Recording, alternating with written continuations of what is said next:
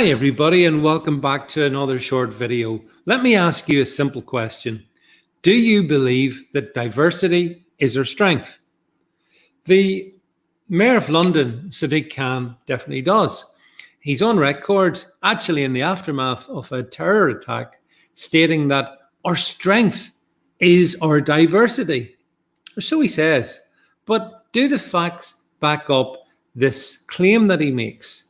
And what do we think about it?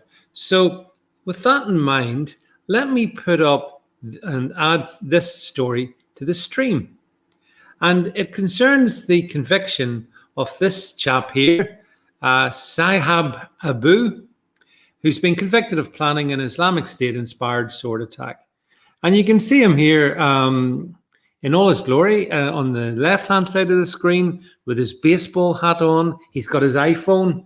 Yeah, it's really happening in it. And then on the right-hand side, this is the gear he wanted to wear whilst carrying out his terror attack.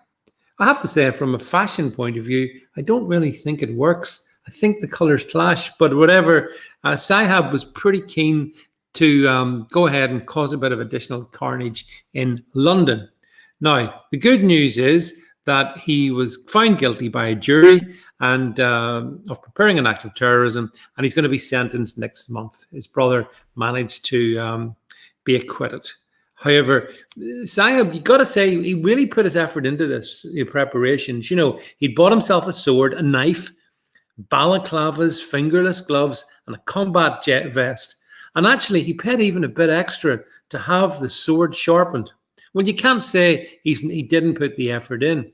He also wanted to know, when placing the orders for these things, could the vest stop bullets? Sort of one of those questions that everyone's asking. Now, you may say, well, okay, regarding Sahab, what did he do? Well, he was a convicted burglar from Dagenham in East London. Yeah, that was his job, apparently, adding much needed diversity, presumably to Dagenham, when he wasn't burgling and planning terror attacks on British people. Now, the interesting thing for me is that we could talk a lot about him, but I think we should talk about his family, because his family sort of, there's issues there as well. Let's talk about his siblings.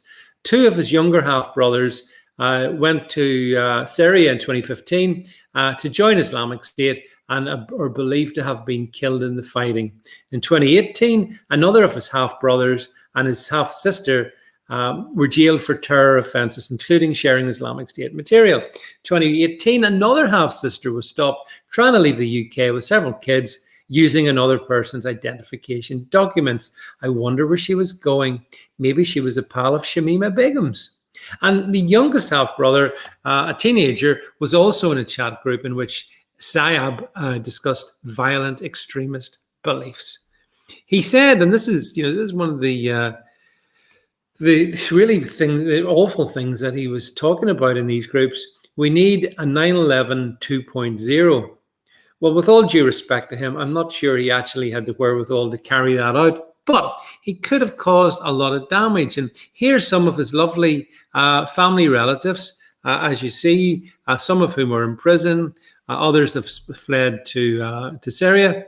And ultimately, I suppose, this was just a conspiracy from these elements within this family to cause carnage on British streets. But you see, here's the thing, and here's where it comes back to Sadiq Khan. If you want to suggest that diversity is our strength, you've got to demonstrate that it's your strength. Here we have a quite large family in Dagenham, so in East London, and several members of that family seem particularly disinterested in British values and extremely interested in Islamic State values, for which they are prepared to go out and cause carnage. Now, I say, well done to British intelligence services for tracking this guy down. I hope he goes away for a very long time. I doubt it. I wonder, will his time in prison be a place of punishment, or will it be simply a place for him to evangelize for the very depravity of which he's been convicted? I'm not sure. But the one thing I know, diversity is not our strength. Unity is our strength. This is nothing to do with skin color. This is to do with people in this country who all treasure the liberties that we have and who want nothing but the best for our fellow citizens.